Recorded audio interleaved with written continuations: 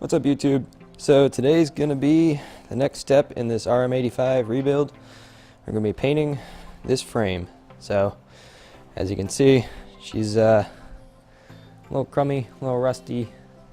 There's some rough areas on it, and it just doesn't look great.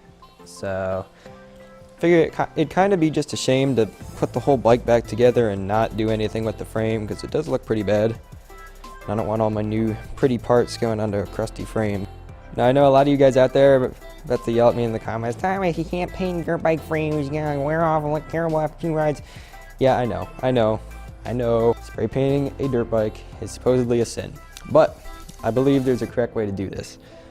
And I'm about to take you through that process, show you how to properly paint a motorcycle frame to where it hopefully won't wear off after a couple rides. And even if it does, so what? It's gonna look just like it does now. There's a lot of heated debate on painting your frame, and obviously powder coating it would be the best option, but I don't have, you know, $300 to spend on powder coating this thing, especially not when it's a $1,000, maybe $1,200 bike.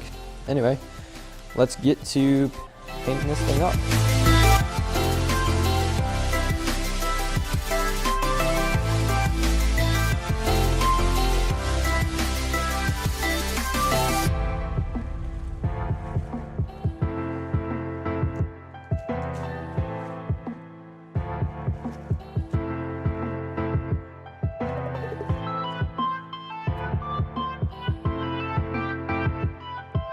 So the first step to getting a really good paint job is obviously the environment you're in. Today is a cool fall day. It's not ideal. It'd be better if it was a little bit warmer, but at least there's no humidity. There's a pretty good breeze today, but again, I can't help that, and this is the last 60-degree day we have. So first things first, you want to prep.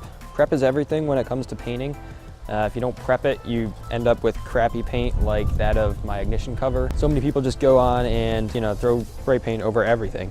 That's not what you want to do. So we're gonna prep this thing by sanding it with some 320. It's the coarsest grit I have on hand. But basically, the motive here is to get rid of all this rusty areas, like this dirt here, that needs to go. All the rusted areas, and down here there's, oops, down in there there's a little bit of grease left. I got some wax and grease remover. I think you could just use like brake cleaner and something, but wax and grease remover is kind of the automotive painter type painter stuff they all like to use. So I'm gonna go ahead and sand this, wax and grease remove it, and then we're gonna tape up the steering stem area. From there, you don't want to get any paint in those bearings or on those races or anything. So I'm actually gonna hit this with some wax and grease remover before I sand, because the sandpaper seems to get gummed up with grease and crap as you're sanding. So you need a nice clean surface to sand on. So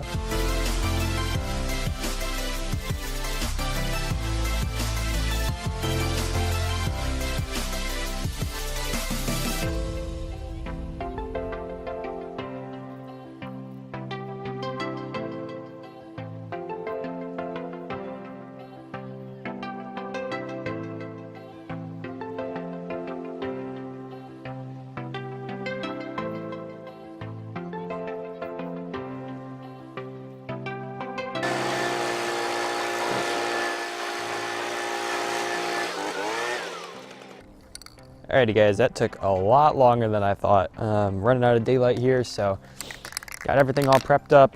I got like 99% of that rust taken off with sandpaper. I got some bare metal areas showing, so I'm gonna go ahead and prime it, do a light coated primer with this Duplicolor automotive primer, just to fill in all little imperfections and all those areas that were sanded down to bare metal. I'm just doing one light coat because the paint I'm using it's an acrylic enamel, but it says it has primer built into it, so I figure one light coat plus the built-in primer or whatever ought to be plenty. So we're gonna go ahead and spray this stuff on, and I'm gonna be back here tomorrow maybe. Really ran out of light quick here. I don't know what happened. Got the primer in, my camera died, but I'm filming on my phone right now. Yeah, I'm pretty good. Looks better primered than it did painted before. Is just about ready for paint. So I'll catch y'all when we're about ready to throw the paint down. Alright, so what we're going to be using to paint this frame is this Duplicolor acrylic enamel. Basically, it's a lot nicer paint than just spray paint, and it's supposed to stand up to wear a lot better. It dries a lot harder. Hopefully this stuff will stand up a lot better to wear and tear than regular stuff. And this is, I don't know if there's a paint code on it, but it's Duplicolor acrylic enamel, and the color is machinery gray. So I figured that ought to match up pretty well to the stock frame color. So let's go ahead and spray this on.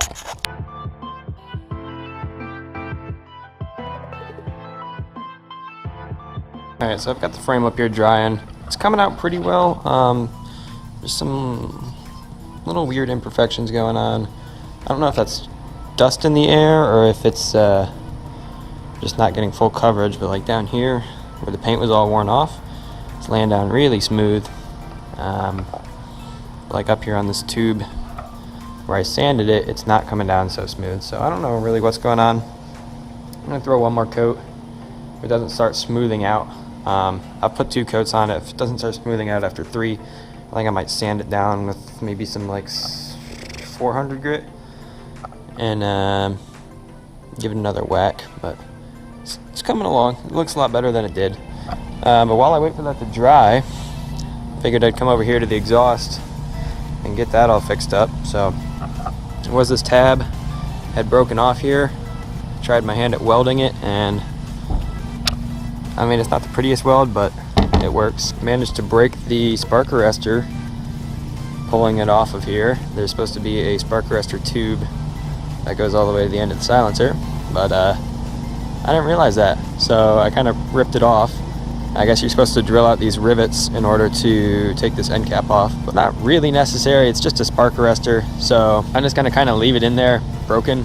It's surrounded by packing and everything, so it's alright, but I'm going to tape up the chrome on here and then paint the end cap, and also paint this whole exhaust. So I'll just clean this thing up, get it ready for paint. Tested out some Chinese eBay Dremel bits here. I got all of these. It's 45 pieces for 10 bucks off eBay.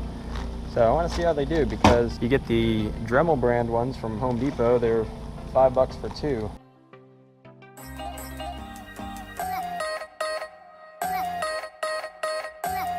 Alright, so here's about, I don't know, a minute and a half with the cone-shaped wire wheel. Didn't do so hot, but the straight wire wheel does pretty well, so can't really complain there. I don't use the cone one that much anyway, but they do work. Alright guys, so the pipe is scuffed down. Scuffed it up with 320, cleaned it up as best as I could. I'm gonna hit it with some header paint.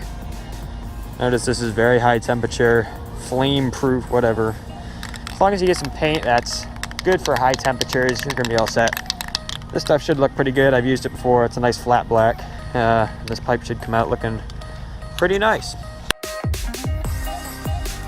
Alrighty guys, that ought to do it for this episode. We got the frame painted. This is coat number 4, I believe. Quite happy with the way it turned out. I'll let it sit for probably a week or so it can fully cure. The exhaust, I'm just gonna polish up this aluminum here. The end cap is painted a flat black. It's the same black I used for the fatty pipe, the expansion chamber. It's coming out really good, just drying up. The other thing, Chinese Dremel wheels, are they worth it? Yeah. I say yeah because now my sweatshirt is riddled with little wire wheel bits. Went through about 3 wire wheels between the silencer and cleaning up the muffler, so I can't really complain for 10 bucks. I mean, I'll probably be buying more of them, and I'll definitely use them to clean up the engine cases as well. So thank you guys for watching, and I'll catch you on the next one.